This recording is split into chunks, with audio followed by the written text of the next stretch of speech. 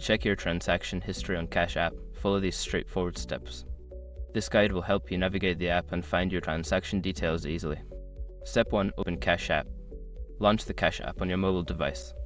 Ensure you are logged into your account to access your transaction history.